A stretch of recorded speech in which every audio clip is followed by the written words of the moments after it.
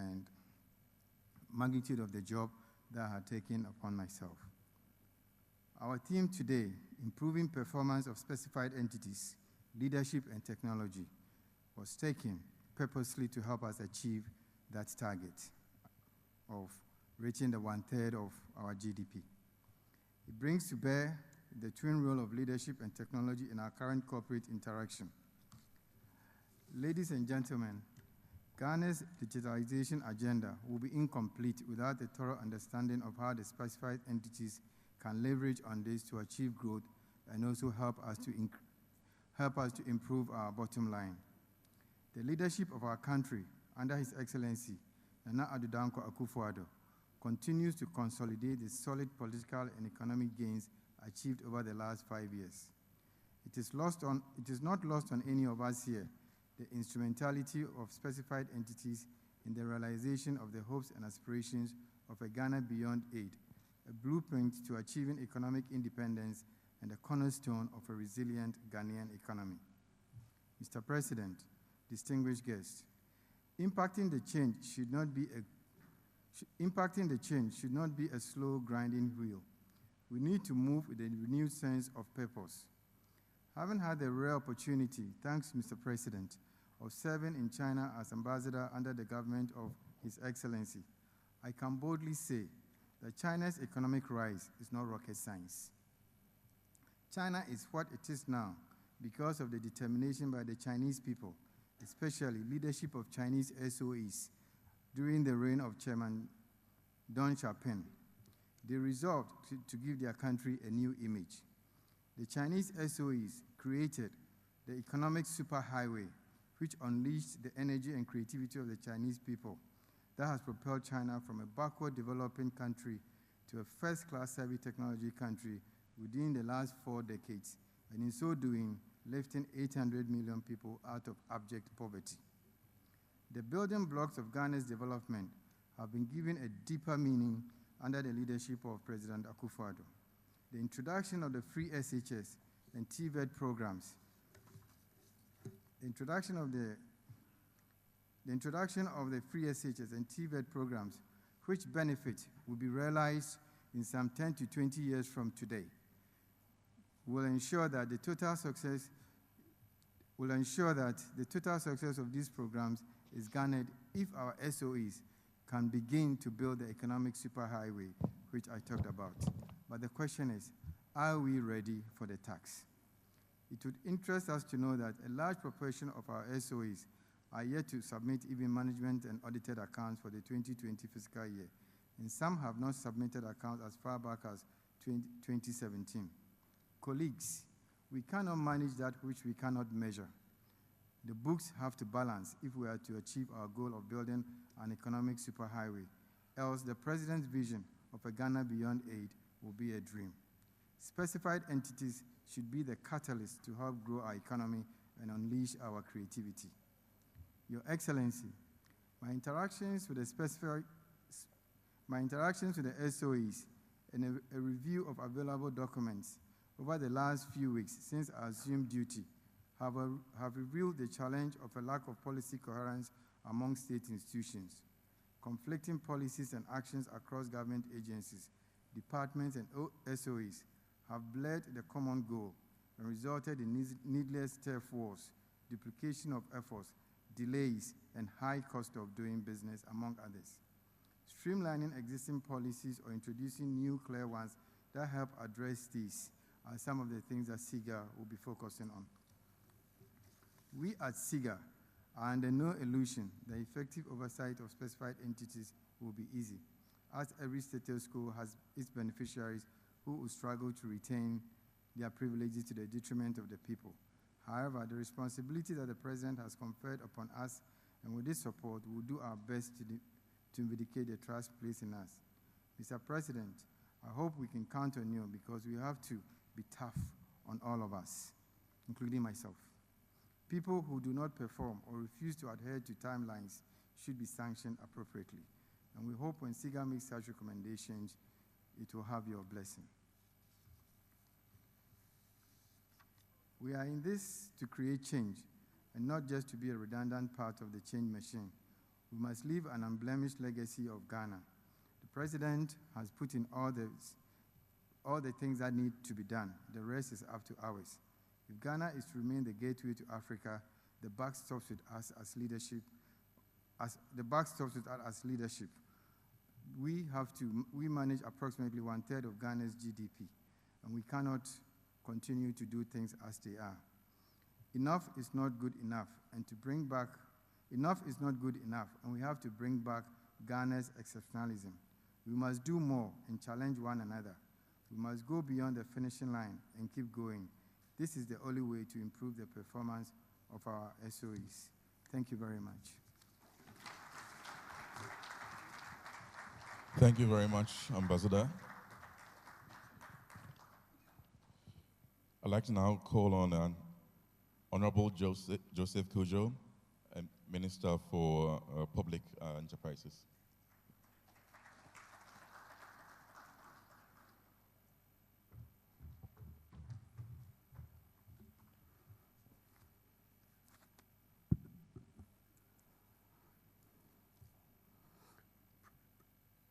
Good morning to you all. President of the Republic, Nana Addo Dankwa Akufo-Addo, I plead to stand on the existing protocols because of time pressure. Let me take this opportunity to welcome all of you once again to this forum with the theme, Improving the Performance of Specified Entities, Leadership and Technology. Mr. President, ladies and gentlemen, the theme hinges on how leadership and technology can be leveraged to achieve the objectives for which public enterprises have been set up.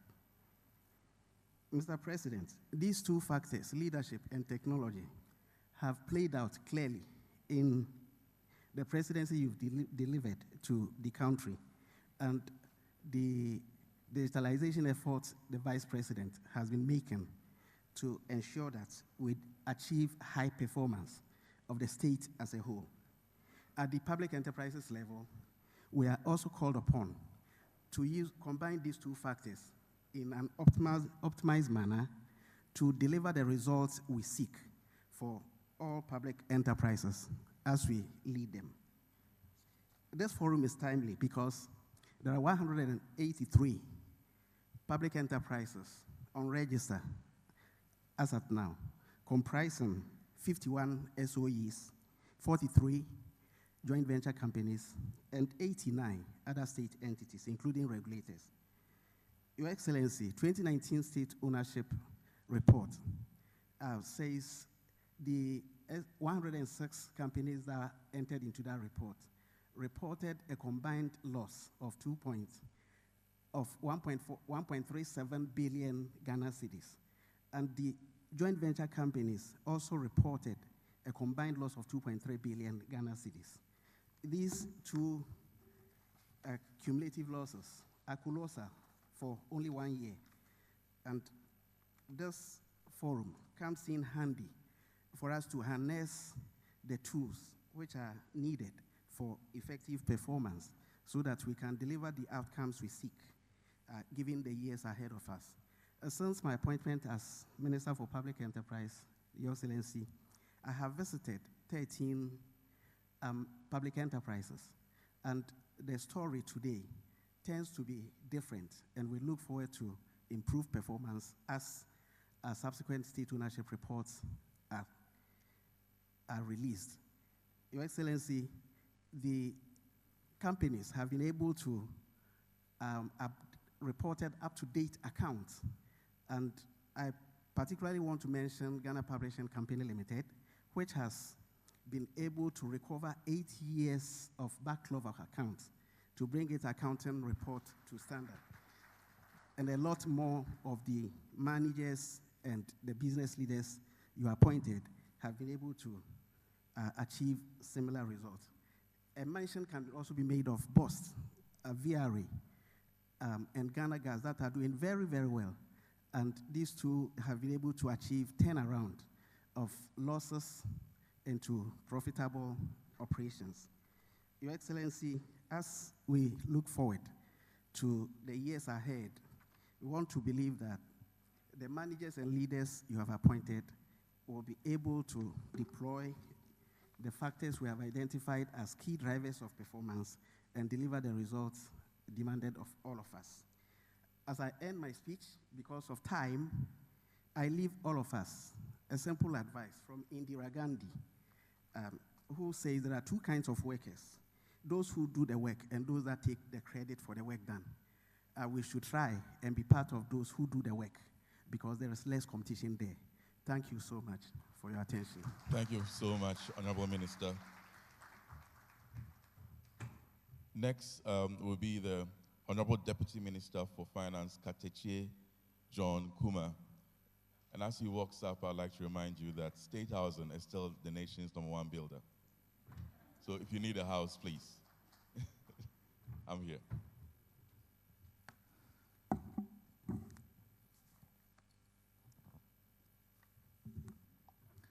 Good morning.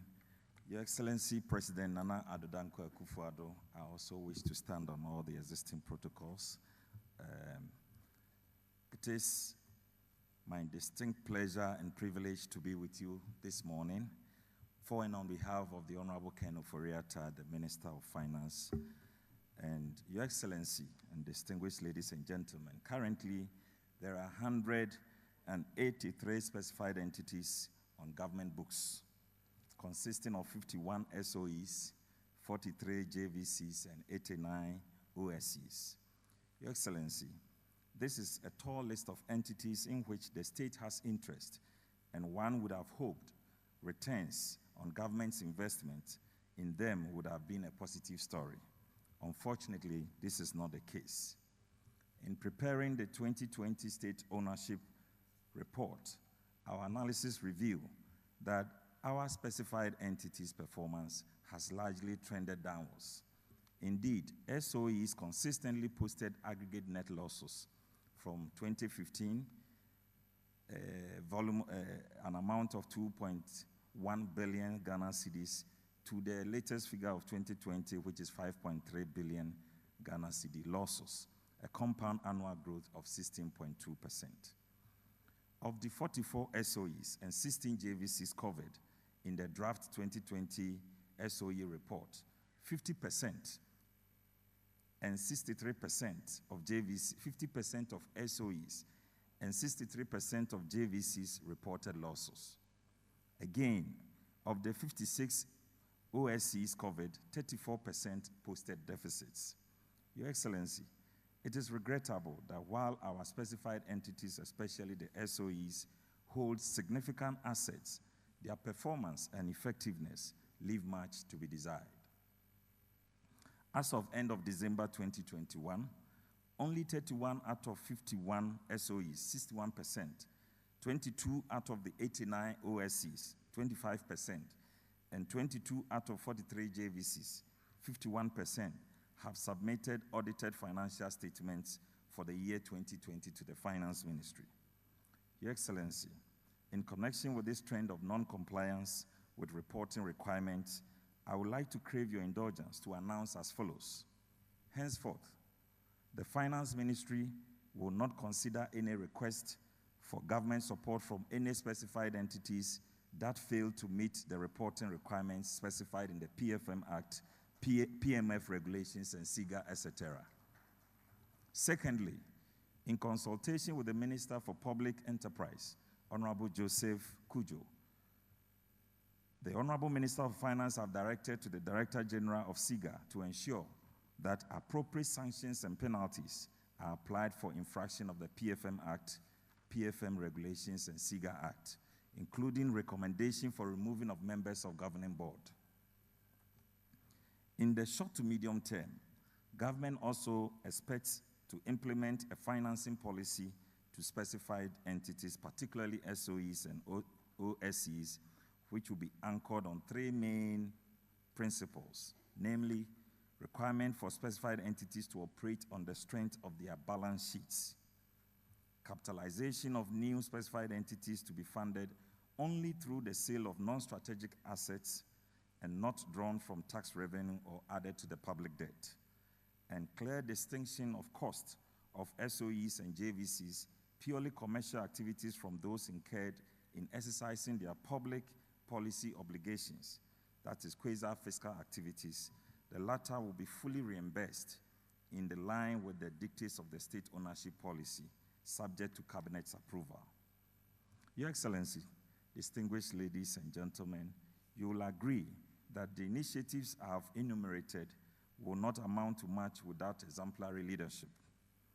Against this background, the theme for this year's forum, improving the performance of specified entities, leadership and technology, is appropriate and timely, given that most of our boards have been newly inaugurated. I trust that the discussions today will shed light on the task bestowed on the newly appointed directors in steering the affairs of our specified entities and leading their entities to leverage the appropriate tools of technology to improve their management operations.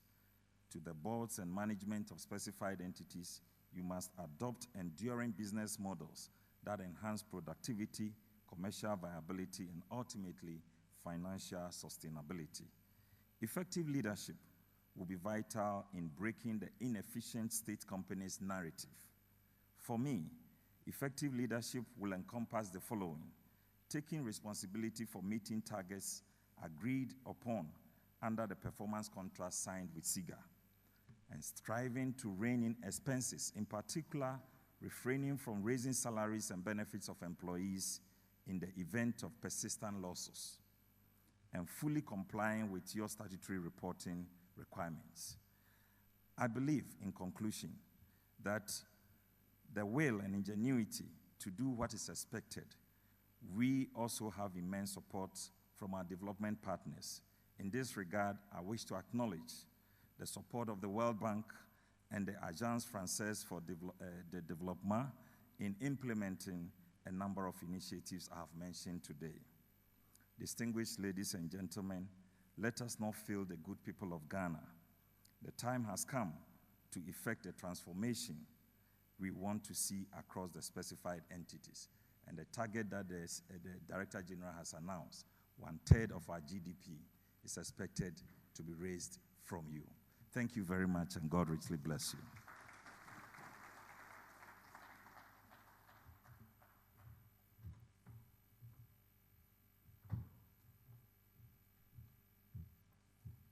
Thank you very much, Honorable John Kuma.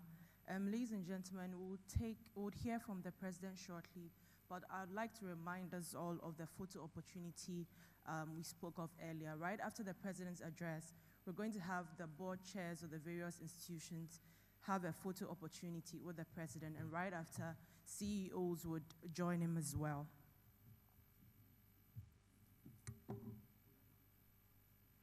I'm sorry, okay, so I'm just told that that has changed, so we're just going to have the speakers and the President have a photo opportunity. Ladies and gentlemen, SIGA is a new institution, and my expectation is that you develop a new culture and should not be bounded by the old culture and practices of its predecessors. It is a general agreement that these old institutions did not work in the interest of our people and our country, and that is the reason why a new authority has been brought into being.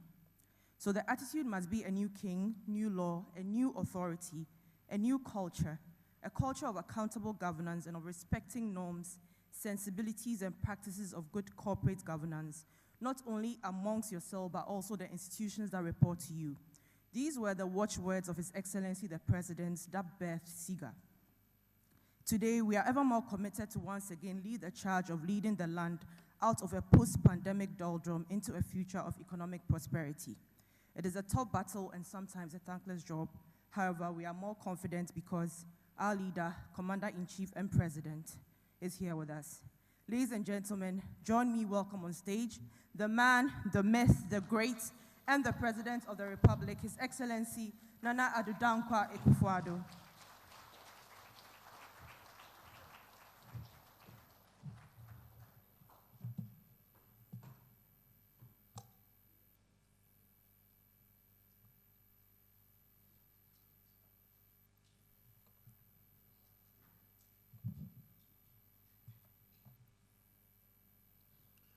Minister for Public Enterprises and Member of Parliament for Efia, the Deputy Minister for Finance and Member of Parliament for Adjiso, members of the Board and Director General of the State Interest and Governance Authority, heads of specified entities, the resident manager of Agence Française de Développement, fellow Ghanaians, ladies and gentlemen. I'm grateful for the invitation and the opportunity to address the 2022 Annual Policy and Governance Forum of the State Enterprises and Governance Authority-SIGA, an institution which has been established to streamline and address oversight and coordination challenges which have bedeviled our state-owned enterprises and public agencies over the years. These are the enterprises that we call specified entities. It is the fourth time I've spoken on this platform since I came into office in 2017 to underline the importance I attach to the performance of the sector of specified entities. This year's forum is being held with the new Director General of SIGA, Mr. Edward Boateng, at the helm of affairs. His is not a new name in the corporate world, having managed a number of important companies successfully and having had his perspectives enriched by the diplomatic experience that he gained as Ghana's productive ambassador to the People's Republic of China in my first term. I'm hopeful that he will bring his wealth of experience to bear in the administration of the authority. I congratulate him on his appointment and expect strong leadership from him, and I wish him Godspeed in the discharge of his functions. I also want to thank warmly the first Director General of SIGA, Mr. Stephen Asamoah Boateng, for the considerable work he did throughout the nascent stages of the authority and growing to what it has become today. A hearty Aiko Asabi, and I wish him well in his future endeavors. Ladies and gentlemen, improving the performance of specified entities, leadership and technology, the theme for this year's forum, highlights the importance of two critical ingredients required to turn around the fortunes of specified entities in this era where we're working to recover from the ravages of COVID-19. Historically, our nation has had difficulties in fashioning out a comprehensive strategic approach to managing the sector of specified entities. Conflicting objectives, dispersed monitoring systems, lack of transparency, and weak lines of accountability have been symptomatic of Ghana's underperforming sector. Upon our assumption of office back in January 2017, we had to spend a significant amount of our time addressing the challenges that we had inherited from our predecessors, which almost crippled the specified entities. These included legacy debts, low working capital, weak corporate governance structures, multiplicity of stakeholder policy directives with overlapping and conflicting objectives, and dispersed monitoring systems. Fortunately for the country, the establishment of SIGA has helped resolve some of these concerns, even though there is room for considerable improvement. We're still confronted, for instance, with the challenge of losses being made by some of our specified entities. Indeed, we're told that between 2018 and 2019, losses posted by specified entities rose significantly by some 200%, with the Auditor General's report for 2020 making for difficult reading. At this time, when government is doing its best to see to the rapid growth of the economy, we must bring the phenomenon of posting losses to an end. The late reporting and submission of financial reports by specified entities leave a lot to be desired and undermine the efforts of the Controller and Accountant General in the presentation of a global picture for Ghana's public finances. We have to turn over a new leaf. Beginning this year, I urge every specified entity to direct its supply chain activities to involve Ghanaian entrepreneurs to spur the growth of the micro, small, and medium-scale enterprises sector in order for more and more young people to be employed. If we can do this continuously for, say, 5 years, imagine the number of lives we will be impacting. When we gather again in the coming years, God willing, I will be eager to listen to success stories in this area. The task for all of you gathered here is for you to operate profitably and efficiently, and by so doing, expand your scope of operations so that you can employ many more people. Your leadership to this end is crucial. My decision to appoint a Minister for Public Enterprises for the first time in our nation's history to be responsible for SIGA is a reaffirmation of my commitment to ensure that the public enterprises sector is restructured to improve productivity and profitability. I'm confident that the measures I've put in place in the monitoring of specified entities would lead to the transformation we all desire. Fundamental to this transformation, however, is the use of appropriate technology. The advanced economies of the world are successful largely because of their reliance on technology, and we can do same. Huge investments in robust and appropriate IT infrastructure are needed going forward, both to enable us to accelerate our development and also compete on the global stage. As most of you are aware, since I assumed office some 5 years ago, one of the obvious successes chalked by government has been the execution of the impressive agenda to digitize fully all aspects of our national life. Underlying the digitalization agenda of my government, which comprises a robust national identification system, digital property address system, paperless port system, e-justice system, pensions and insurance data system, a digitized land registry, and mobile money interoperability system are the overarching objectives to improve transparency, accountability, and efficiency in the delivery of public services, and to accelerate the development of our national economy. Indeed, the Ministry of Communications and Digitalization is in the process of developing a comprehensive digital economy policy and strategy that will guide our efforts to leverage digital technology for economic and social development, as well as offer guidance for the financing, institutional strengthening, and human capacity building that will be required to achieve the objectives of the policy. I encourage you, as heads of specified entities, to send in your comments, suggestions, and inputs to this process as principal stakeholders. My expectation, and indeed that of every Ghanaian, is to see that SIGA works in tandem with the respective specified entities and their boards to assist in moving our country to a situation beyond aid.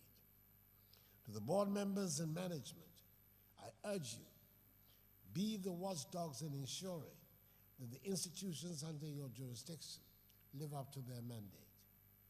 There should be no reason why SIGA, which has as its collaborative institutions embedded in almost all the critical sectors of the economy, such as energy, mining, agriculture, financial and allied services, ICT, and regulatory agencies, should be found wanting in the discharge of its mandate. Now the key questions are, what will you do with what you have been entrusted with in the specified entities you're heading? And what positive change will you be remembered for when your tenure is over? My charge to you this morning is the obvious one. You have to leave your entity in a better position than you came to meet it. And all of you gathered here in this room, I hope that we have it in us to revive the fortunes of the specified entities, and indeed those of Mother Ghana. Accordingly, ladies and gentlemen, I declare the 2022 Annual Policy and Governance Forum of the State Enterprises Interest and Governance Authority duly launched. May God bless.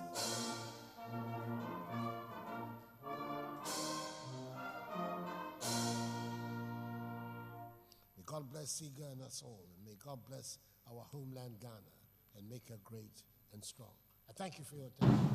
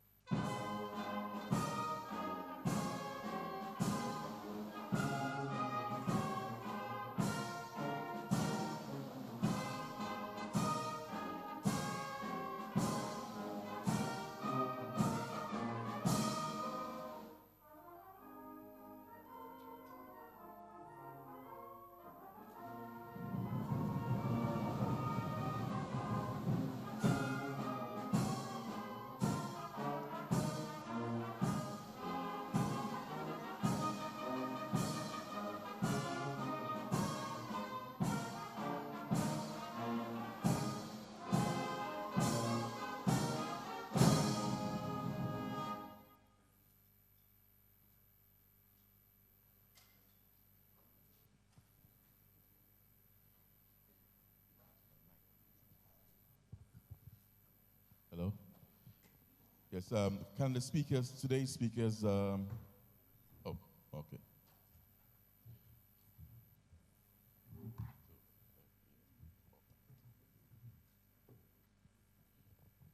Ladies and gentlemen, His Excellency the President had to leave us because he has another pressing assignment to attend to. So we will continue with the program.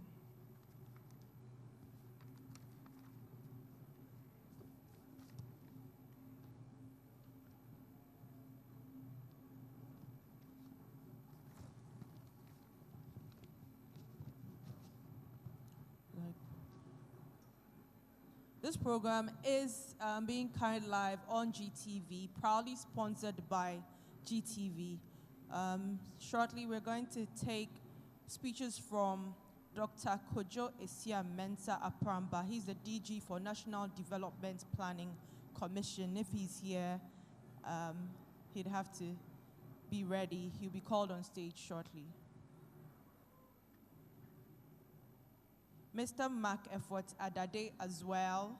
You'll be coming right after him.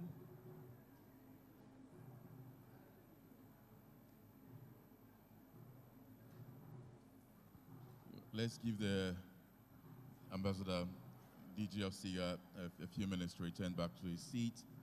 Meanwhile, if the police band could give a short interlude whilst we reorganize shortly at the front.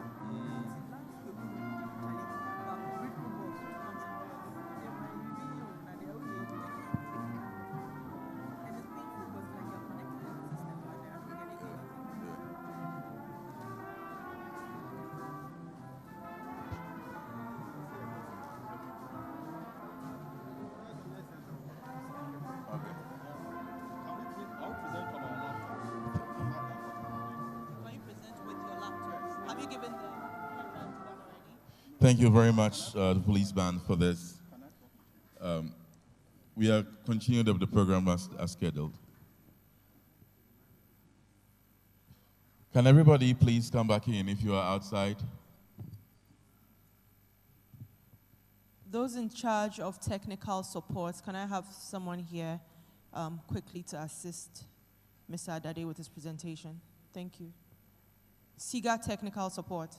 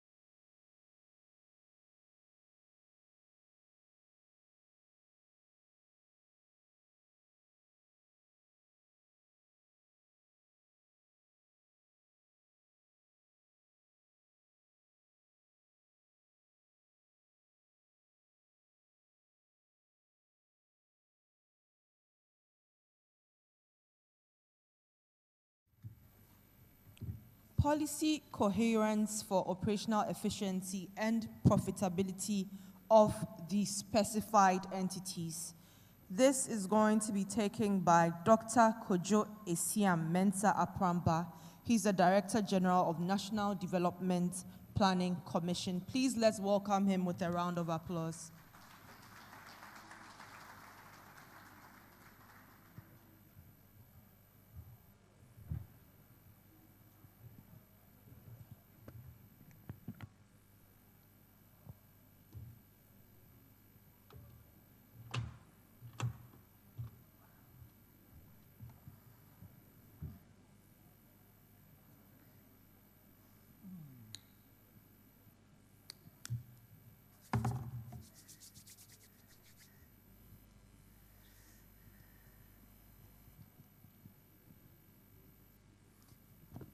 Honorable Minister,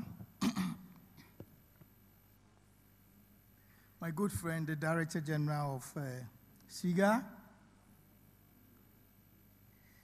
the board members and members gathered here.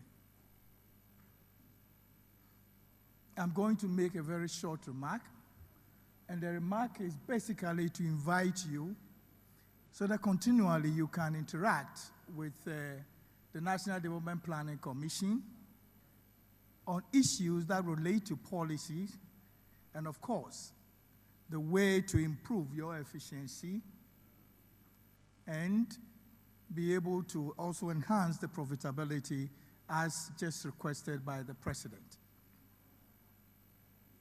I did a whole script to do a presentation, but listening to what has preceded, the speech by the President, the Minister, the Director General himself, I will take it up myself and make a comment which are related to what we are going to talk about, the policy coherence, operational efficiency, and profitability of specified entities.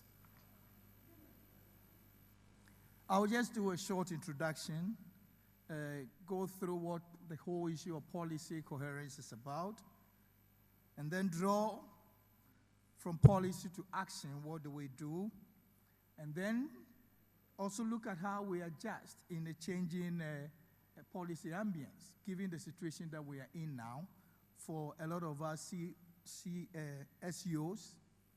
and then also the specified entities, and then how we can leverage on some of these policies to enhance our own profitability and improve our efficiency.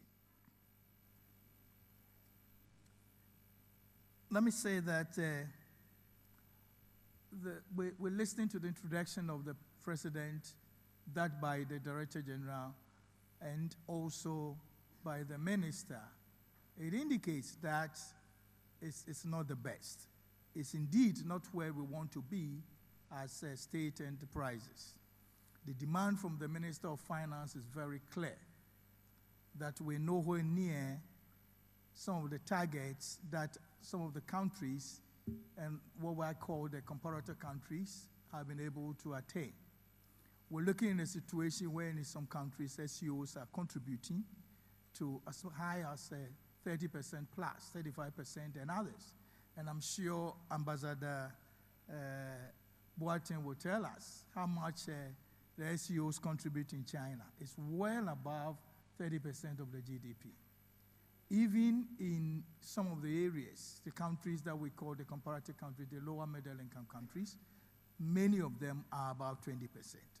We're nowhere near the 15% even tag, half of what we want to be, which tells us that we have a long way to go.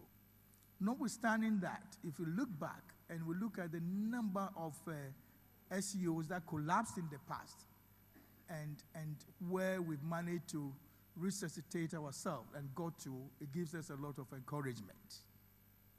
The reorganization, which the president spoke about, is a real opportunity for us to tap on and to move forward. But in moving forward, I always say that we need to learn from those who have already made it. Our farmers say that if you go to the farm and you want to make fire, you don't go looking for kerosene and matches. You rather look for somebody who has already made the fire and just pick a plug from there and then set onto your wood to make the fire.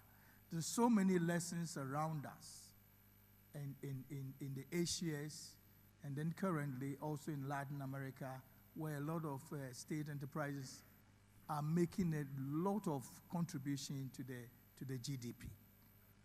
And therefore, at our end, at National Development Planning Commission, what we do there, we publish what we call development monitor. And the monitor is to set for ourselves where we are now and compare to other countries that are on the same trend and those ones who are where we call the comparator countries and what they are doing. Okay? What they're doing well, what are the challenges that they've been able to overcome, and how we can move forward. So that could be another discussion for us, and we're open to help and support in this process to come up with specific case studies and step-by-step processes to provide some of these policy guidance as to what they've made and come out of that. But my key point here is, what is policy coherence? And I will dwell on 4 key things which are already shown over there. Simply, it is a systematic promotion of mutually reinforcing policy actions across government, department, agencies, including us, and then creating synergies towards the achievement of agreed objectives. Very nice definition. But I start from the first point, agreed objectives. Agreed objective gives us a synchronized destination where all of us want to go. And that is very important for us as a country. If I ask, what is our destination? And I remember I met a number of district assemblies, chief executives and coordinating directors, and I asked, what is our destination as a country? And there were so many sources of information I got, and I was surprised because this is the leadership of the FAC room of our local government system. And he asked them, and everybody says something else. But it's very clear, by our own constitutional demand, as soon as you take office as a president, you bring out your own vision. And this vision helps in shaping continually the planning, the implementation, the policies that go to support that. So clearly, we have an agenda, and which is stated, our agenda is to create jobs, create prosperity for our people, and provide equal opportunity for all. This is a statement which I expect that every state enterprise organization should have it there and bold. Because this is what we have for ourselves. It started 5 years ago and is continuing. To create jobs, to create prosperity for our people, and then also create opportunity for all of us. And these are expressed in a number of policy, taking a number of policy expressions out of that. So given this vision, as expressed by the President, required by the Constitution, 35(6), we also have to come out with a compendium of policies that will respond to this vision as expressed. If it is to create jobs, how do we create it? So there are a number of guided policies which are supposed to work towards that direction. If you are to create prosperity for our people, improve the economic good for our people, and then be able to support them in whatever they're doing in their businesses, in the private sector, and all that, there are also a number of policies, the creation of jobs that we want to. So that is important to identify the entity. And then the next thing is, these entities are individual institutions. They are pursuing their own agenda, and as the president indicated, some of them we've identified are even conflicting. Even within one institution, if you ask that institution the pursuit and what they are supposed for, they will tell you a number of things. And out of the gamut, you realize that some of them are even conflicting. So intra-conflict are even vivid in some of our state institutions. When you come to the inter-conflict, a number of them, because of defined roles, responsibilities, and others, which are still challenges, and it's a path that are vigorously being pursued by the ministry, and for that matter, the SIGA Secretariat, and which is good. But that should take us to one thing: mutually reinforcing, which means that it has to be the opposite of the conflict that we are now swallowing in. The mutual reinforcing policy, which means that the policies should be able to take us to that objective. Working with all these partners with clear responsibilities, with clear roles, should be able to take us to that path. And it says that, if you look at the definition, it's systematic promotion, which is there must be conscious means, the conscious effort to take us there. And one of the means is the gathering here today, discussing what we are supposed to do, what we are supposed to work for, and it's clear. Virtually, our marching orders have been given by the Minister of Finance. I want you to contribute 30% to the GDP, because that's, in doing that, will create the jobs, will create the prosperity, and also initiate the opportunity enhancing process for Ghanaians. That is it. That is the marching orders.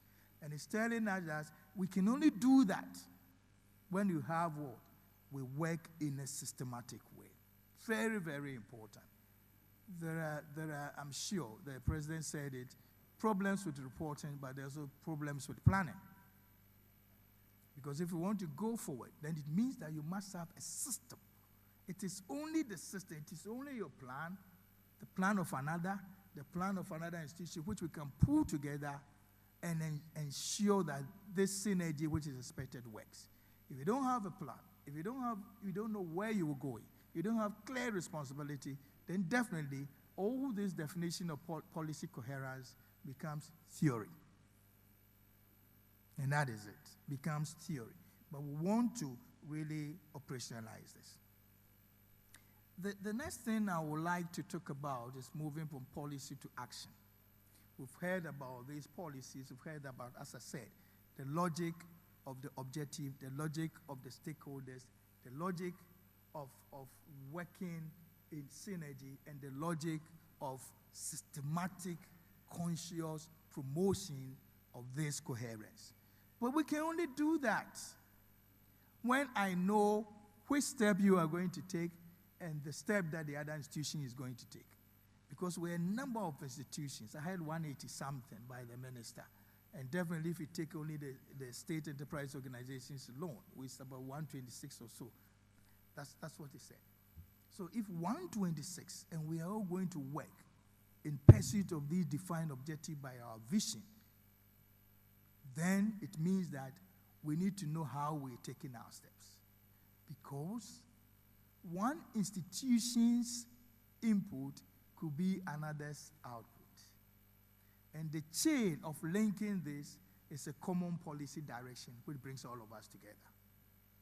It means that if you don't move according to that sequence, by the time you would have finished with your output, you have to be waiting because the other is not ready to take it in as an input. And this is one of the things which challenges us when it comes to policy, because policy implementation must be sequenced. Sequenced in such a way that if you are aware of what the other is doing, then you can link up. Very, very important. But very often we sit in our closet. If it is me at, let me take the very good example which the minister mentioned, at Ghana Publishing Corporation or Company, then we restrict ourselves to our policies, our actions within. But definitely, the actions within has an implication for somebody else. Maybe an institution, another institution, will also require your output in order to move on, and they might be waiting. So the sequencing of our policies is very important. At National Development Planning Commission, we're creating what we call the Policy Almanac. So taking all the policies that we can think about within the country over the years and look at the various sectors and how they work. And we'll look at them, which ones are conflicting, which ones are enhancing, which ones are neutral. And in many situations, if you come out to look at this policy, you realize that the number of those which are neutral, they are not speaking to each other, okay, are a lot. And then you look at those which are also conflicting, a number of them.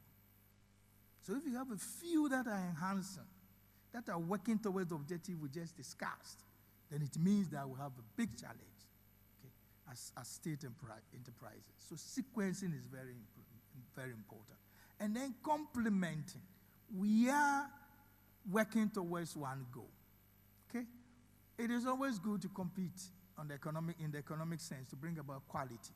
But the best for us is to complement each other. So you can only have a coherent policy when these policies complement each other. And very often that's what we do. We sit in the corner, write our policies, take it through the process, get to the cabinet process, and it is only when it is at the cabinet level and everybody is revealing it in a very integrated manner, then the conflicts begin to come up. But we have this policy already. Oh, yes, we did it this year. But this has changed. And then it comes back to us, which means that in developing a response to these policies in the specific actions, we need to look at the array of other existing actions, existing plans, which will complement what we are doing. That is very important. We don't need to go through the full cycle when somebody has already gone through 180. Okay? Then you need to continue instead of going to start. But what we do is that all of us go and begin. All of us. So once you're beginning and everybody is starting, you are only dissipating resources. Resources that could complement to come out with the action as the definition indicates. Synergy, we're going back that. The other is leveraging. Do we need to do the same thing again when there's an existing opportunity? Leveraging. How do we take advantage of existing opportunities related to policies that are already there and actions that have already begun? We can only add on. And when you add on, as an enterprise, you are saving resources. As an enterprise, you are speeding up. As an enterprise, you are avoiding that competition. And as an enterprise, you are complementing, as I said. As an enterprise, you're also following a particular sequence because somebody has started, and you are adding on. So leveraging is important. I look around, I read documents, and sometimes I ask myself, are these people aware of this? Are those people aware of that? Which means that the best way to also implement and turn policy into action is to, first of all, make sure that you also provide for yourself the required knowledge. Knowledge. We don't sit in our offices and close and think that what we are doing is the best. No. In our local parlance, they have a proverb which says that if you haven't gone to somebody's farm, you think you are the best farmer. But once you go to the person's farm, then you know that there is something there for you to leverage on, which is very, very important. The other thing which we have also observed at my end, at NDPC, is that very often, when the intuition comes that we need to come out with an action, we need to come out with a policy, it becomes even faster than the result itself that we want to obtain. So we have series and numerous policies for which many of them, the results are still hanging. They've not been attained. Nobody knows when they are going to be attained. And yet, there are new ones coming. And very often, repetitive without leveraging on existing situation. And this is all over. All over. I always challenge for a gathering like this and platform like this, that one of the things we need to look at and be conversant with is the coordinated program of economic and social development policy, which represents more or less a compendium of policies which has come out to guide our development path. Many leaders do not find time to read, to think about the next level, which is the policy framework itself. The policy framework indicates from all sectors what are the policies that are being pursued and how are they related. And it is that which reflects our budget. It is that which brings us to the targets. So if a state-owned institution, yours is to contribute to this. Yours is to facilitate in attaining that result. And I remember at a similar platform, I asked again a lot of the MMDAs, the Metropolitan Municipal and District Assemblies, the priorities of this year's budget. And that comes the early part, the introductory part, which is shared by the Minister of Finance. And you find out that a lot of them were struggling. But these have been itemized as 7 key areas of focus for the year. If you do not know, how do you contribute to it? If you do not know the results, how do you contribute to it? Good. And then you also avoid a situation where there's no conflict. Non-conflict are issues which have been elated by the president. I will not talk about it much. The minister also talked about it. But then you need to have the capacity to execute. Policy coherence doesn't mean the policy is there, but you must have the capacity to execute. So that becomes the challenge for the leadership. What capacity do we have? Human, fund, material, and these are areas that we need to look at if we want to be abreast with the policies that we want to implement. We need to also look at our own policy ambience. Is it changing? The market, the stakeholders, the competitors, is it changing? These are things which is coming to us. The issue of the COVID and all its ramifications. How are we responding to that? What kind of actions do we undertake? And would that result in policy changes? That is key. My last slide, to conclude, it's more or less a teaser for all of us. As I said, we definitely, SIGA and NDPC is going to work assiduously towards this. But I think that given the new era that we're in, we need to really look for new values, a new direction, and a new pursuit, as said by the president. Because the climate around us is changing. Okay? We already have African Continental Free Trade Area, which is knocking at our door. A huge opportunity that we need to leverage on. And what are we doing? We have the new areas which have opened up as a result of the COVID intervention, the pharmaceuticals, the entrepreneurship agenda, the agribusiness, and all these are coming up and it's telling us that there's something for us. And therefore, we cannot respond to these with the same old means. We need to come out with a new response. So we need to go back into our policy basket and dig out. What do we have? What are the things that we can leverage? What are the things that we can complement? And above all, 2 things: new relationships.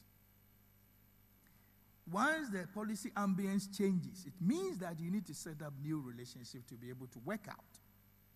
Okay? SIGA is very different from state enterprise organization as it used to be. And therefore, it brings to us a new ambience. It brings into us a new relationship. We have a minister in charge. We have a director general. How do we take advantage of that in bringing ourselves up with this new ambience which has been created and responded to it? And finally, new accomplishment, because there's an expectation. Once they say SIGA, Ghanaians immediately will have an expectation. Oh, what is this new thing? What is it bringing? So everybody has created that expectation. The ability to carry on with the people depends on the extent to which you meet this expectation. Oh, we hear that now the state enterprises are going to work very well. They are going to be more viable. They're going to be profitable. That is the expectation. To what extent do you meet that? So that also brings to us another thing that we need to look at. So I will thank you very much. This is a teaser. We can work together. NDPC is open. Let's sit down and look at your policy ambience. Look at those ones which are conflicting that we can drop, those ones which are complementing, we can take on, those ones that we can leverage given the global situation, the regional situation, the national situation. And I thank you very much.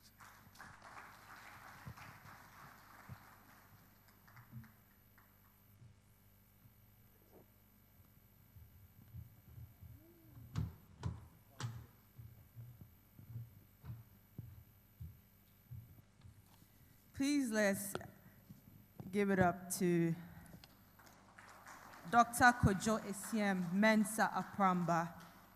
He had a lot to share, especially on adjusting to changing policy ambience. I'm sure we got a lot of value from that. Next is expanding the national accounts to include SOEs and JVCs. Controller and Accountant General's Department, Mr. Makefort Adade. He heads national accounts.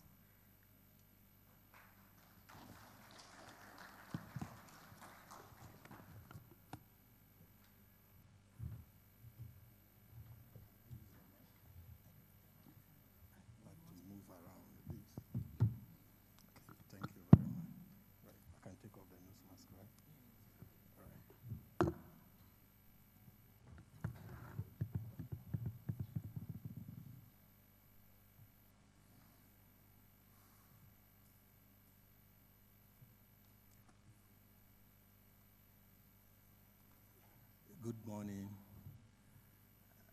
Honorable Minister, and good morning all participants gathered here. I'm writing on the earlier protocols to, right, yes, I have 20 minutes to finish my task. So, yeah, okay, that's fine. The setup is more of speaking mode than presentation mode. I like to move around whilst presenting. So I'm presenting to you the national account of Ghana and expanding the scope of the national account to cover SOEs and JVCs. So this is where we will all be exposed to financial governance of this country and how the SOEs fit in. So I'll share with you, next slide.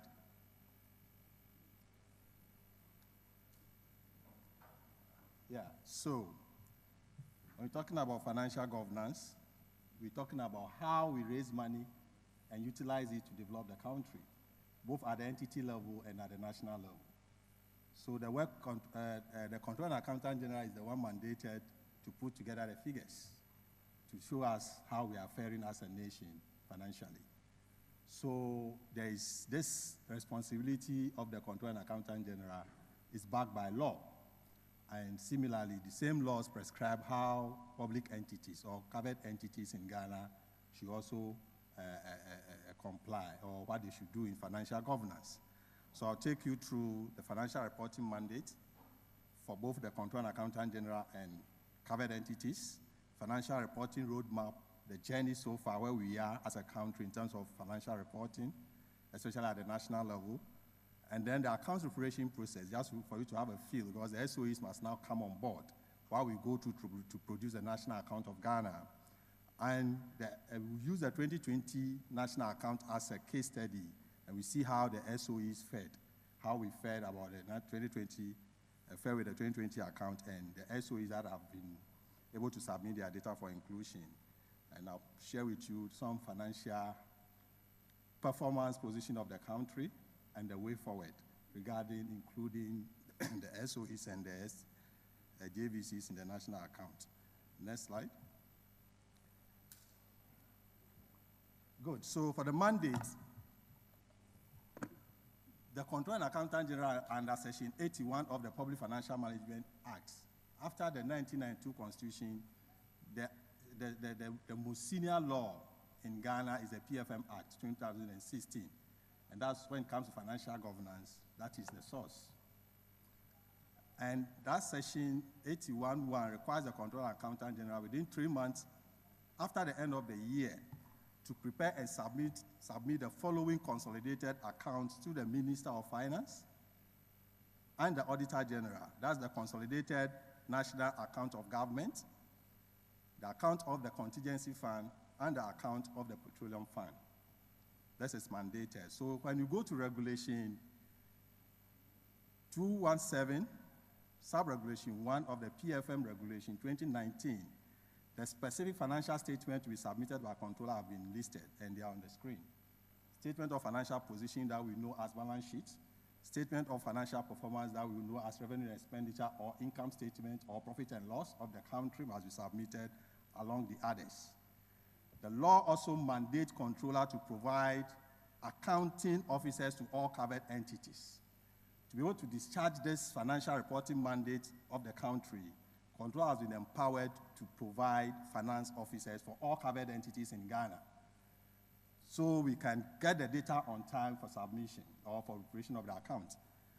Then, controller has also been given a deadline that by 31st December 2020, which has passed, he should put in place systems to produce financial statements to cover all public funds.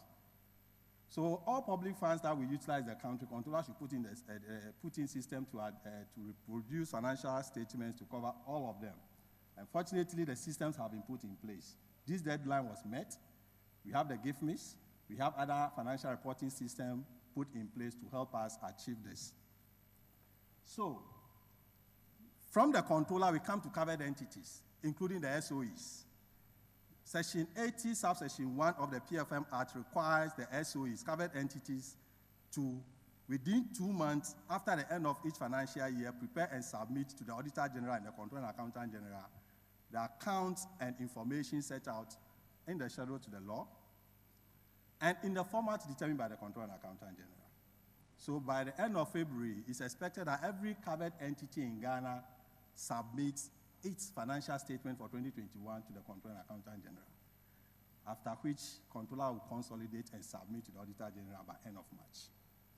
Now, specifically on public operations, where all SOEs fit, Section 80, subsection 2 requires all state-owned enterprises called public operations to prepare and sub in the format determined by the Controller and Accountant General a summary statement of financial performance of that public operation and submit the summary statement to the Controller and the Auditor General, and a copy to the Minister of Finance. So, a public operations also require,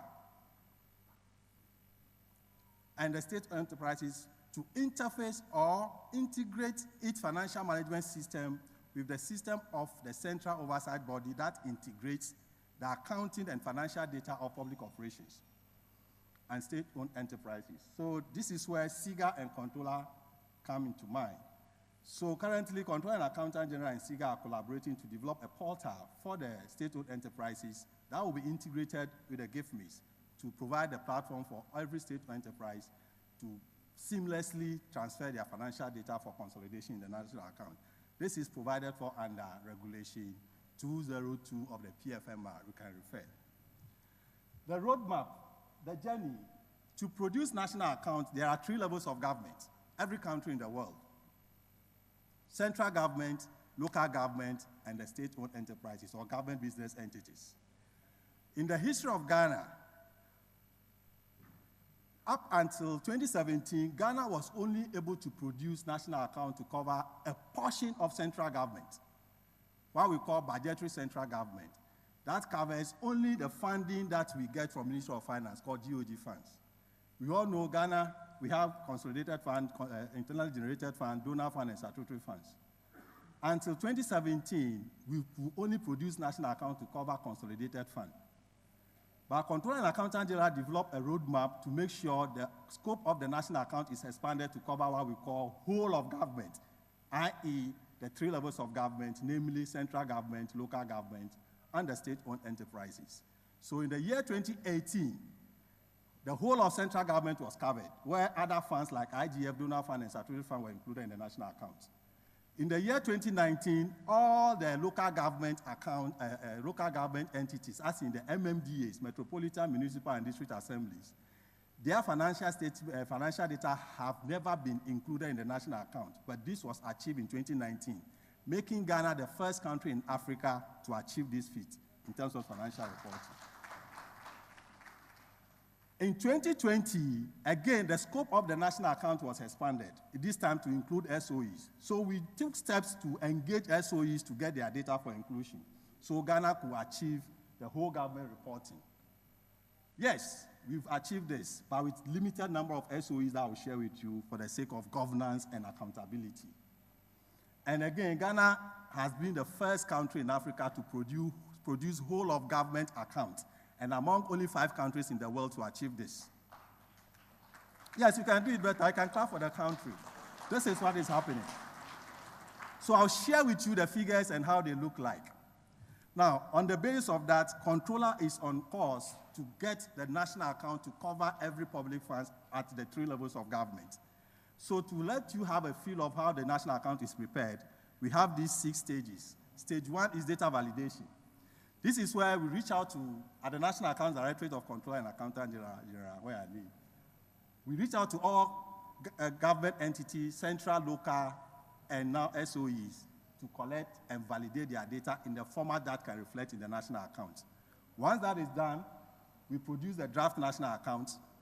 We submit it to management for management review to look at the figures, get comments. We update it. Then we produce the 4th. We come to the 4th stage where we produce the first draft of the national account, which is submitted to the Auditor General. Auditor General audits it by end of June, reports are submitted, then we get a final account of Ghana. It used to be the case that Ghana's account has been in arrears, but as I speak, 2020 national account has been submitted before even the mandatory 31st March timeline, has been audited and published before even June 2021. So 2020 account is published. Ghana is up to date in terms of financial reporting. The challenge, however, has to do with the scope, the content. And this is where data validation is key. So when we are validating data for the national account, we validate data at 4 levels. 1, central data. Centralized data, these are the set of data that are centered at Controller and Accountant General and Ministry of Finance.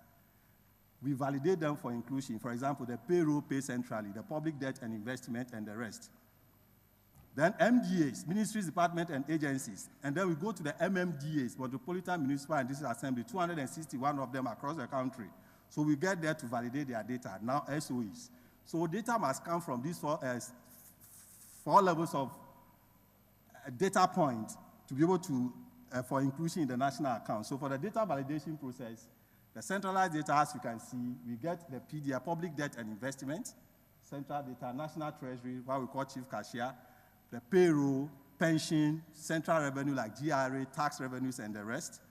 We get data from the MDAs. We visit them to do what we are supposed to do. We go to the MMDAs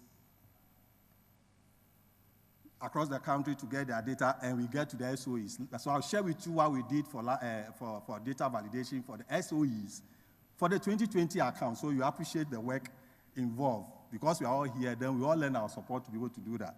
The first thing we did was to categorize state-owned enterprises into 2 as per the International Public Sector Accounting Standards requirements, IPSAS. And we have SOEs where government has 50% or more interest. If an SOE government has more than 50% interest in the state-owned enterprise, the accounting requirement is to consolidate those SOEs line by line. So when you take government revenue, you must take the revenue of those enterprises, SOEs, and add. If it's assets, you take assets and add line by line. If it's a loss, loss. If it's profit, expense, line by line. That is the accounting requirement. So we have to identify those state-owned enterprises where government has more than 50% interest. The second category is the state-owned enterprises where government has less than 50% interest. For them, we take their net worth and take government share and consolidate in the national account. So the work there is straightforward. So if your net value is 1 million, government share is 20%. It's 20% of 1 million. That's 200,000 that will reflect in the national account. So these are the categories of SOEs we are talking about here. So to be able to do that for 2020 accounts, Controller and Accountant General wrote a letter to all the state-owned enterprises through SIGA. And at the National Accounts Directorate, we assigned specific teams to each SOE, We visited you. I personally called most of the chief executives, if not all, on this assignment. So I'll show you the outcome of this engagement. So we collected the data and validated it and included it in the national account. This is what we did for the SOE. So this is the result of the data validation. Honorable Minister, this is governance, financial governance and accountability. In terms of data points, the centralized data, we got everything that we targeted and we consolidated. For the MDAs, ministries, departments, and agencies, we were targeting 358 MDAs. 300 of them gave us their data for validation, and that represents 84%. So the consolidated account of Ghana 2020 is short by the difference, 16%. So those MDAs are in this country, and they are still using public funds. And they are not ready to bring it for inclusion in the national account. That is the implication. We have their names, we can give it out to whoever wants to take action on them.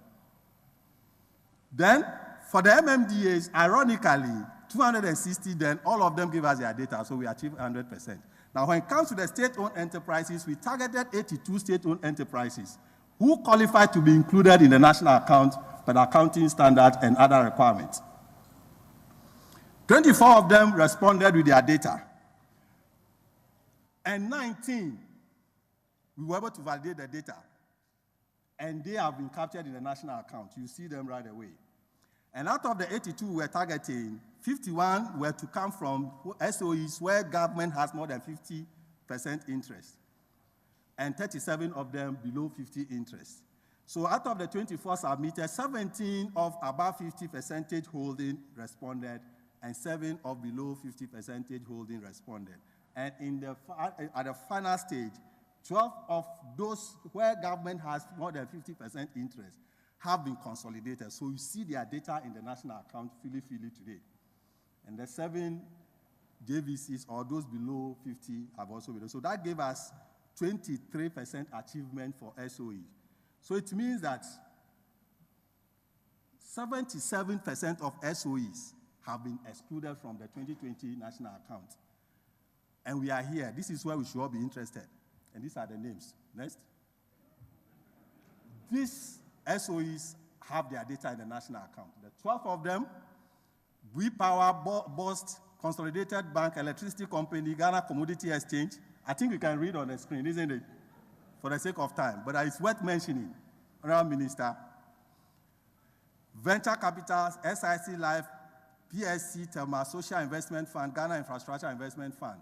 Those below 50% interest, Cocoa Processing Company, Ghana Rubber Estate, Intercity Company, Metro Mass Transport, SIC Company, GCB Bank, and Ghana Oil Company, GOIL. Honorable Minister, can we give them a hand to appreciate them? So if you are here, board chairman, CEOs, we thank you so much, and you deserve commendation. So we recommend, if there's anything to do to reward officers of these SOEs, this list is available for consideration. These SOEs submitted their data. Either the data came late or it was not in the form to be consolidated, so we couldn't include them. But they also must be acknowledged equally. 5 of them. Please acknowledge them. New Times Corporation, GNPA Limited, National Mortgage and Housing Fund, Ghana Trade Fair Company, and Ghana Great Company Limited. We have their data. It came either late or it was not in the form for us to include. So this is the 2020 National Account of Ghana. This is just a summary. As you can see, we have central government in the second column, local government, and the SOEs, then the whole of government. So the last column is the position of Ghana. So this is the summary of statement of receipt and payment for the year ended December 31st, 2020. Per the account of Ghana, the total money we received in the country is 129 billion, 129.9 billion. That came in by way of loan, revenue, everything per the national account. And out of that, SOEs contributed 6.6 billion. Just the 12. Just the 12 SOE contributed 6.6 billion towards those receipts. And local government 1.8 billion and central government 122 billion. When it comes to total expenditure, we spent, as in both capital and revenue and recurrent expenditure, 119 billion. 119.7 billion was what we spent as a country. And that 14 billion came from SOEs. So they received 6 billion and they spent 14 billion. Please, you could have balance carry forward. You may have money from the previous year that is available for spending. It could be the reason. But you see the performance. MMDA is 2.1 billion and central government spent 103.8 billion. So the net change in cash stock or stock of cash, as in taking away what you receive, what you spend from what you receive, the net position of Ghana is 10 billion. We can see SOEs are showing negative 7 billion. And local government and central government, the highest spender rather showed positive. So the closing position in terms of cash balance per our record as a country is 33.3 billion. That's the last column. So when you take the next slide, statement of financial performance, what we call profit and loss in simple terms, how you fare within the year.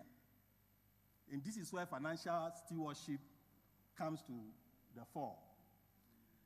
Ghana as a country raised a total revenue, recurrent revenue from our normal activity of 71 billion, out of which 10 billion came from the SOEs, 1.8 from MMDAs, 60 billion from central government.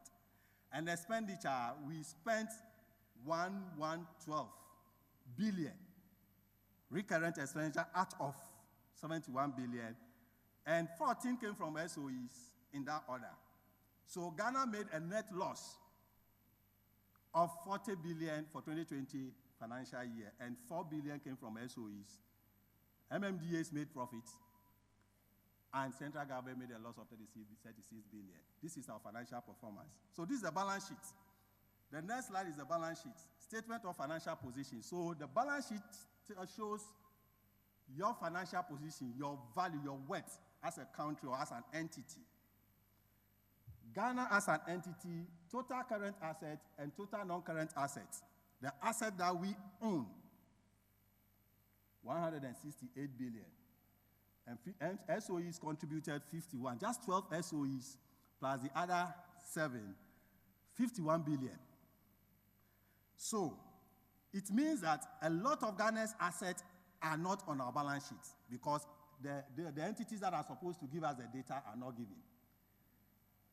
Not to waste your time, the net effect is our net worth as a country is 179 billion, the down there. And if only 19 SOEs could give us how much?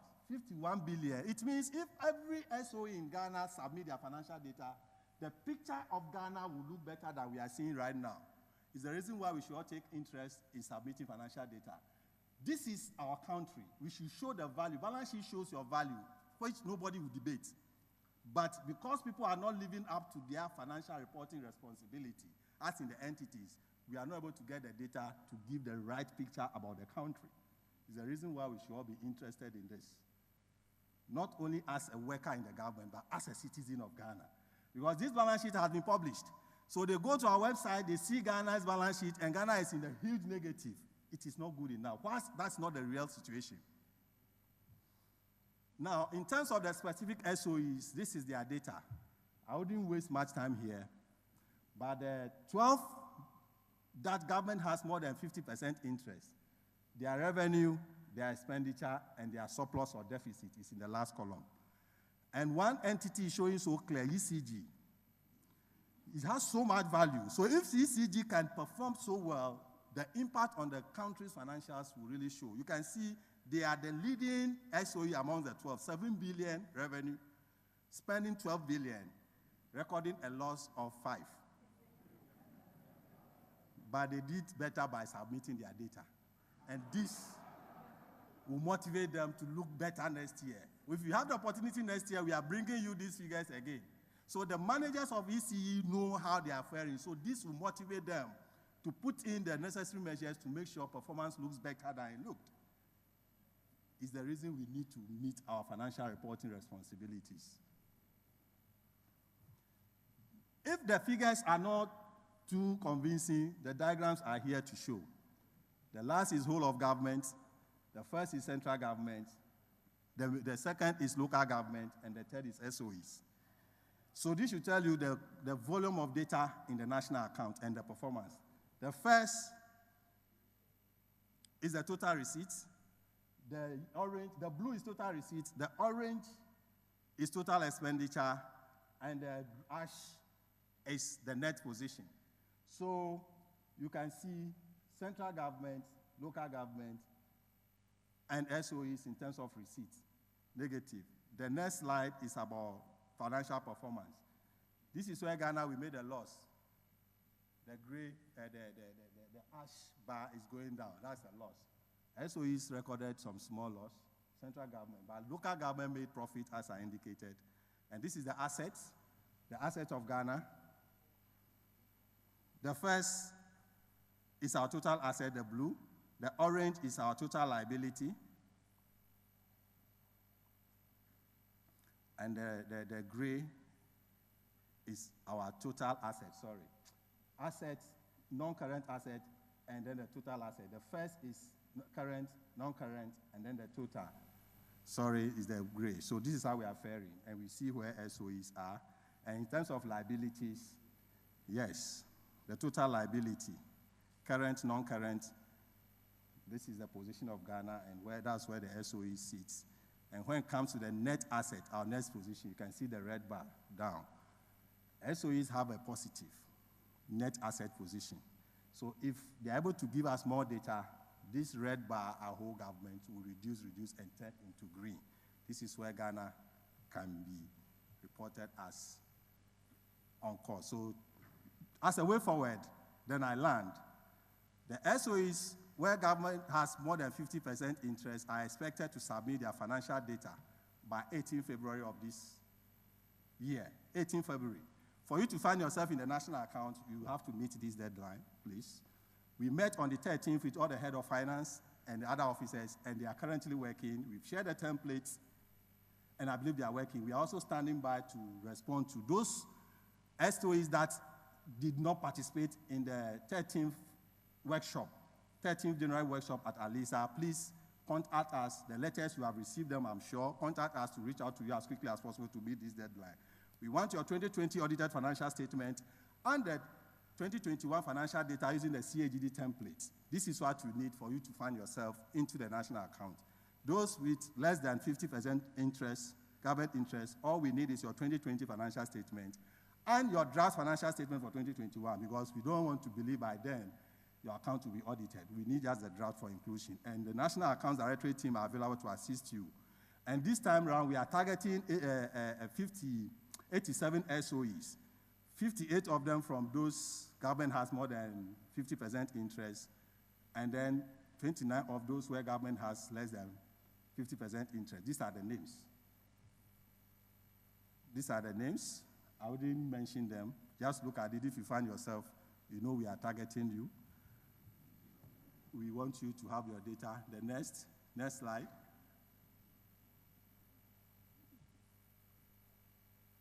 Then next.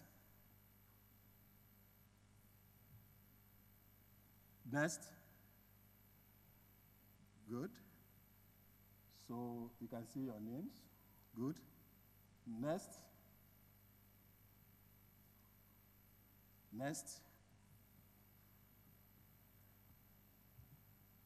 That's the end of my story. Thank you very much.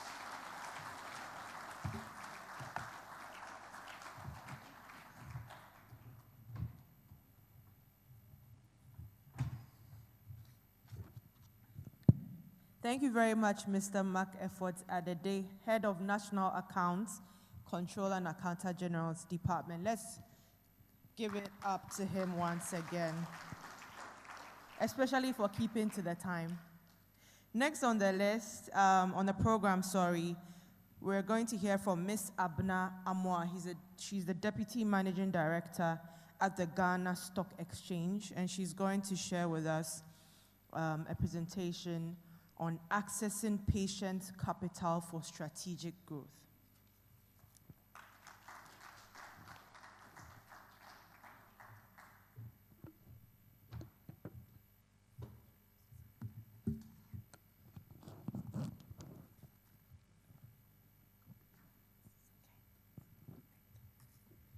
Distinguished ladies and gentlemen, good morning, and thank you very much for having me here. It's really a pleasure and an honor. I have a few slides that I want to share with you this morning. The Ghana Stock Exchange was set up about 31 years ago. We've started our 32nd year, and the main purpose of the stock exchange was to provide long-term capital for economic development. Our vision is to become an internationally recognized securities market relevant to Ghana's economy. And one of our key partners in doing that is all the SOEs in this room, government itself, and of course, the private sector. Today, my presentation will look at what our GSE's value proposition is, how those of you in this room and others outside can access patient long-term capital.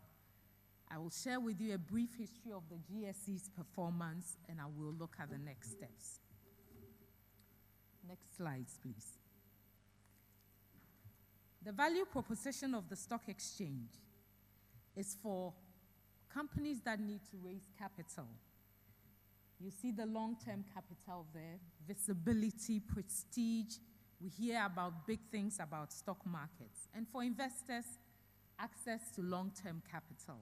On my next slide, I want to focus on those two. So SOEs, JVs, they have plans, strategies to grow, to provide goods and services, to create employment, and lead to economic development. To do this, many of you need capital to be able to do this. In Ghana, we have local pension funds, SNITs, the private pension funds, institutional investors, foreign portfolio investors, other rich Ghanaians, etc., who are looking to place their investments in well-performing companies or companies with potential for growth. The GSE facilitates the coming together of the two groups by providing liquidity and an organized market so that they are able to do this. And the GSE has done this since 2008 using technology. GSE is fully automated, and in fact, we have won the most innovative stock exchange in Africa twice for our efforts, in 2009 and in 2018 when the MTN IPO was launched using Momo, the first time in the world. In the 3 years, we've established 3 markets. 2 of them are what we call the equities markets. Many of you know the main market, which we started off with in 1990. And in 2013, we established what we call the Ghana Alternative Market, which is a market for startups and small and medium companies. In 2015, we set up and organized the first secondary bond market or fixed income market, only in 2015. My next slide will show the number of companies that are listed on our market. On our equities market, we have currently 36 companies there who have issued 33 different securities, ordinary shares, preference shares, depository receipts as done by Anglo Gold, and there's one exchange-traded fund on it. On the fixed income market, there are 196 different securities listed on it, 153 of them by government and 43 of them by corporate organizations.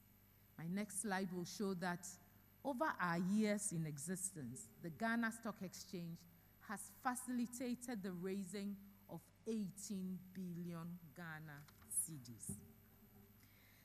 Over 5 billion Ghana cedis has been raised on our equities markets.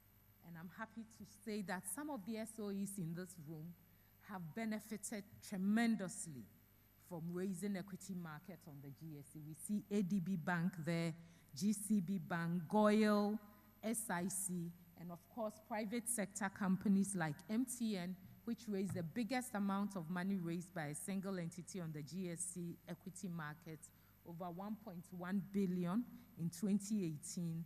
And then smaller companies, Intravenous and Digicat, have raised 10 million, 7 million on our alternative markets. And it was interesting when the previous speaker was speaking to show that 7 of the JV companies that submitted their financial statements, of the 7 that were listed, 4 of them were listed on the Ghana Stock Exchange. And do you know why?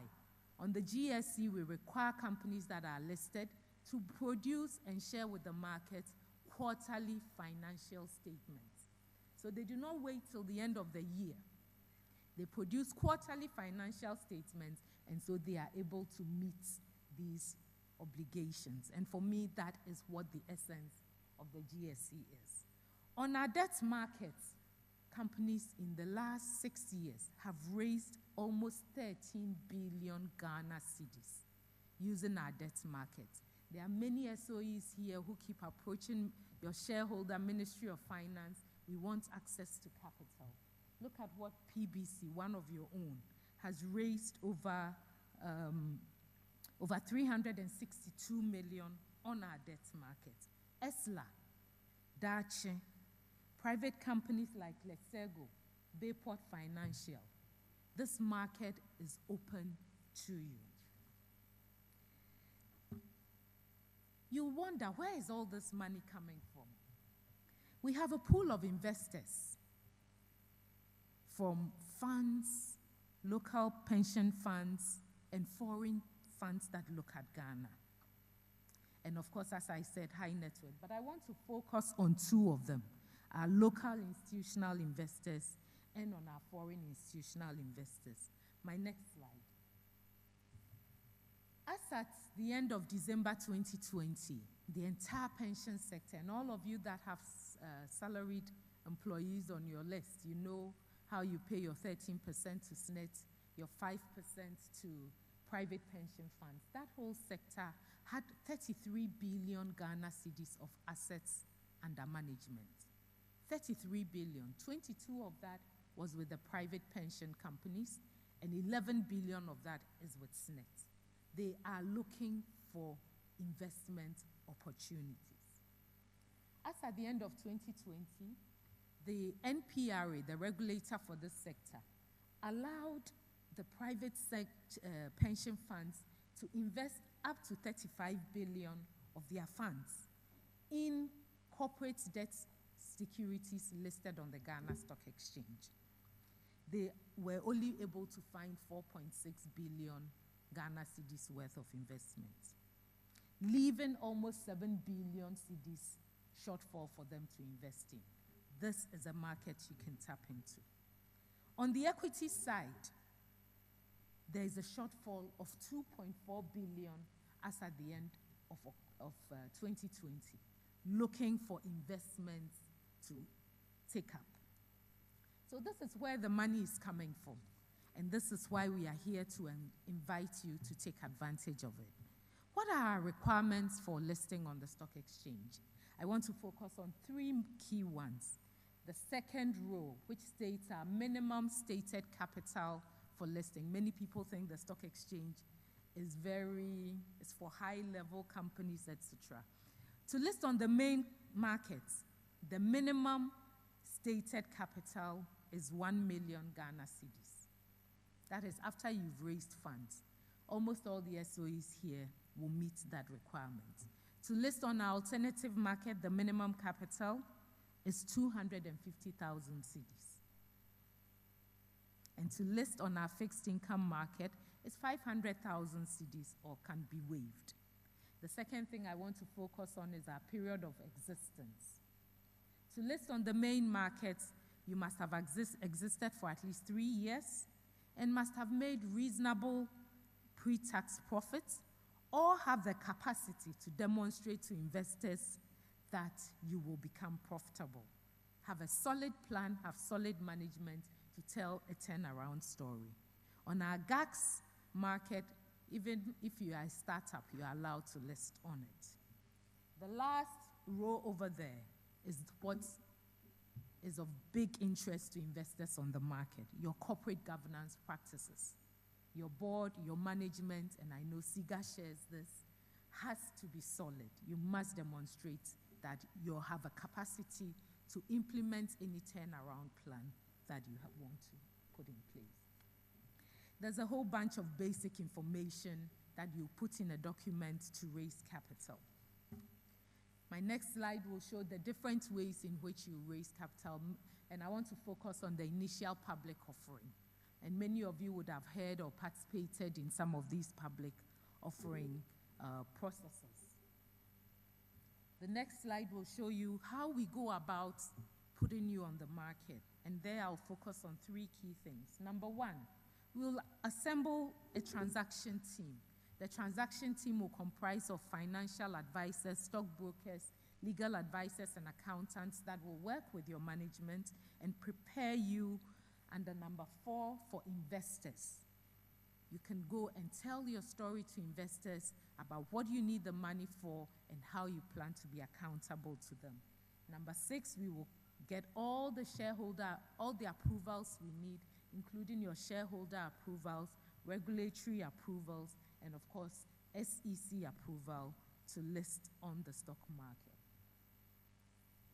Now, a lot of people say stock exchange, you're not really playing your part in terms of national economic development. And I decided to show a few slides to us about what the Ghana Stock Exchange has done in the last 30 years.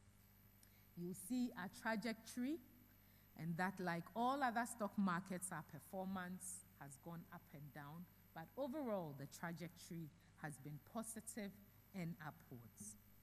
My next slide will show you the individual performance in every year since we started operating.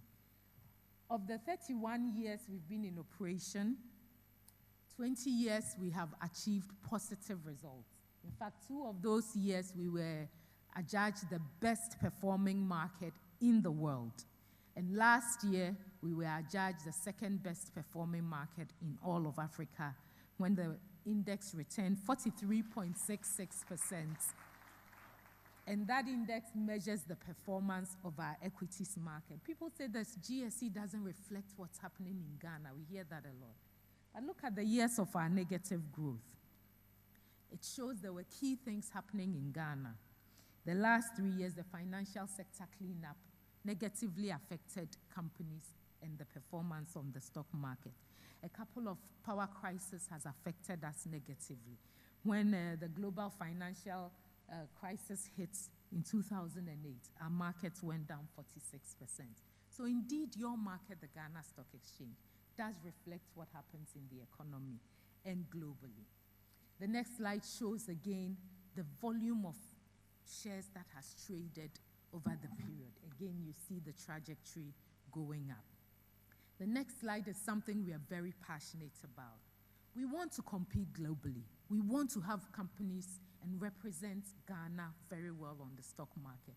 At the end of last year, we achieved our highest ever market capitalization since we were founded, with the stock market capitalization of 64.5 billion Ghana cedis.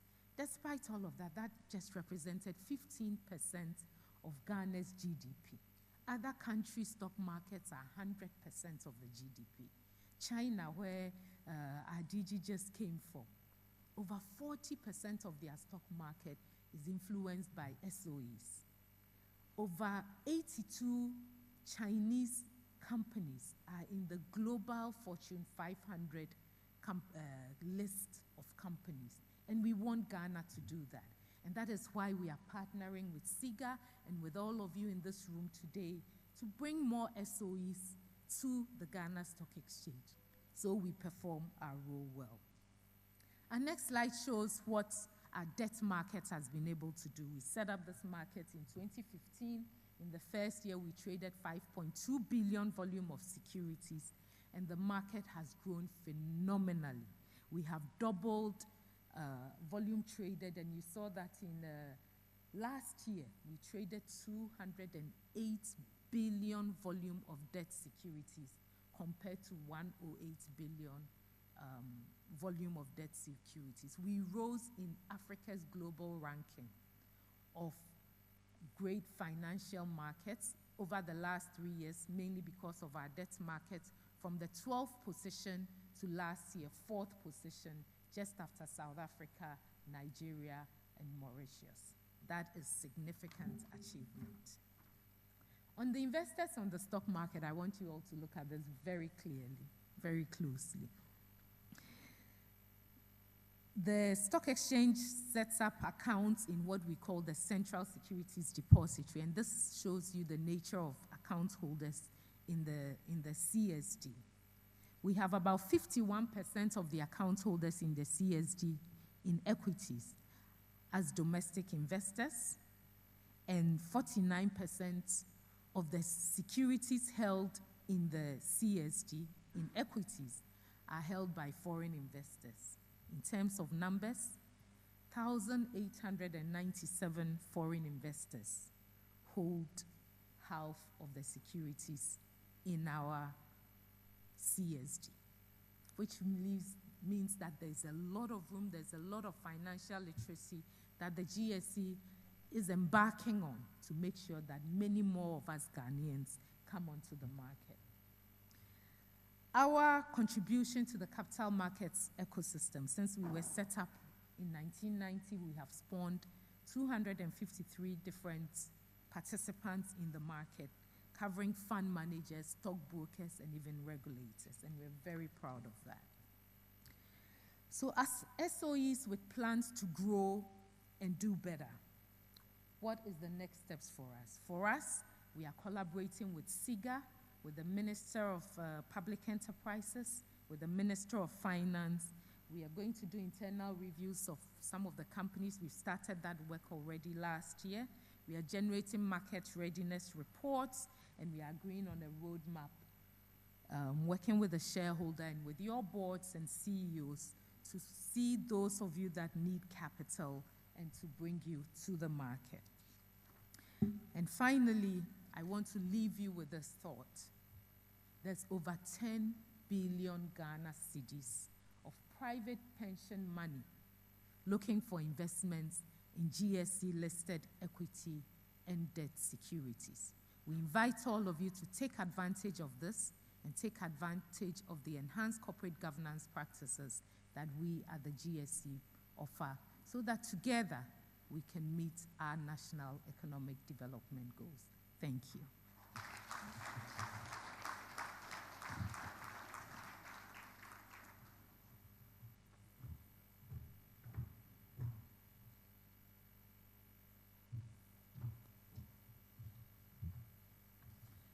I think we'll all agree that a lot of the information shared was a first for most of us. Thank you once again, Madam Abna Amwa. She's a Deputy Managing Director at the Ghana Stock Exchange. Ladies and gentlemen, we are at a coffee and tea break, and I would want us to focus once again on the theme, improving the performance of specified entities, leadership and technology. Now with the leadership, I would implore all of you to kindly get back to your seats in about 15 to 20 minutes so we can stick to the program and, 10 minutes. Okay, so we have 10 minutes, which includes a bathroom break, so a convenience break as well. And we'll quickly come back and then continue with the program. Thank you.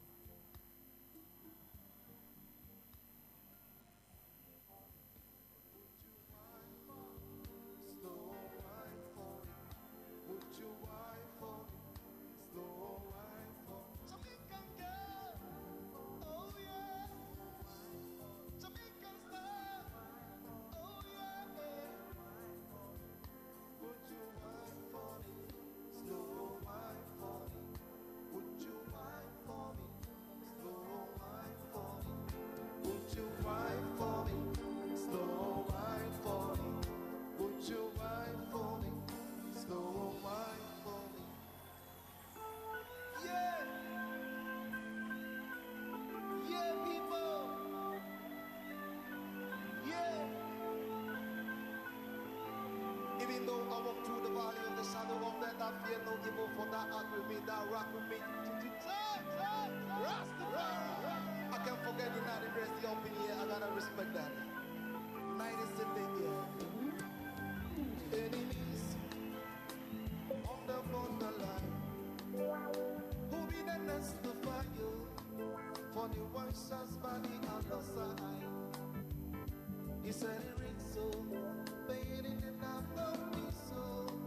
But now he rests in peace so, and the body of the beast so.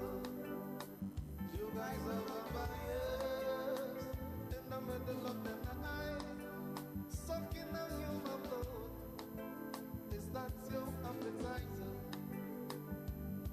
He said it rings so, but he didn't have no peace so. And now he rests in peace so, and the body of the beast so. You guys are vampires in the middle of the night, sucking on human blood. Is that your appetizer? He said it reads so, but he didn't have no peace so. And now he rests in peace so, and the body of the beast so. Have you ever been sure? 41 times. Have you ever screamed and no one heard you cry? Have you ever died only so you can live? Have you ever lived only so you can die again? Then be born again from these enemies on the borderline. Who be the next to fire? For the one shots by the other side. He said it reads so, but he didn't have no peace so. But now he rests in peace so, and the body of a beast so. You guys are vampires in the middle of the night, sucking on human blood. Is that your appetizer? He said it reads so, but he didn't have no peace so. But now he rests in peace so, and the body of the beast so. Lick a shot for Diallo, similar to Stevie Biko.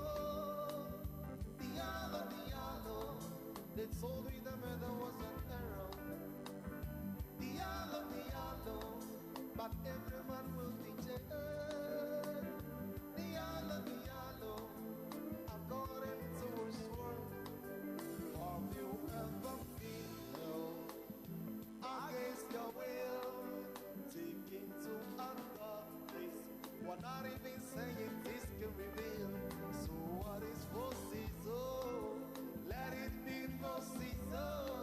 Cause we don't want no peace, we want equal rights and justice. For the Diallo, similar to Stevie Biko. Diallo, they told me the murder was an error. Diallo, but every man will be jailed. Diallo, according to his word. You know what? You told me that I wouldn't understand that. Tonight some cry in the streets of burial. Survival of the fittest, only the strong will survive. How can I survive with 21 shots by my side? You guys are murderers in the middle of the night, killing innocent people. Is that your appetizer? He said it rings so, but he didn't have no peace so.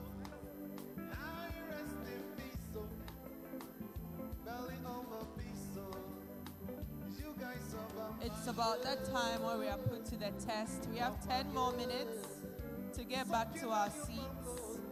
Is that your appetizer? He said We are live on some social media platforms. but now he rests in peace so, and the body of the beast so.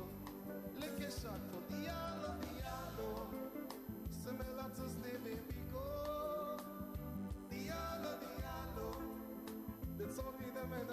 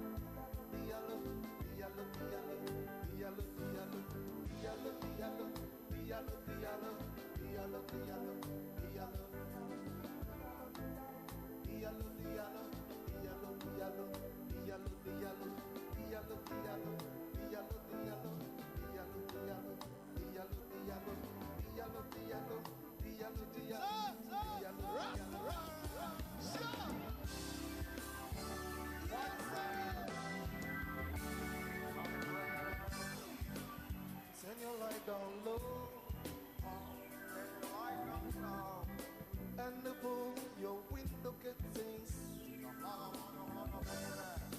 Oh, later on come shine.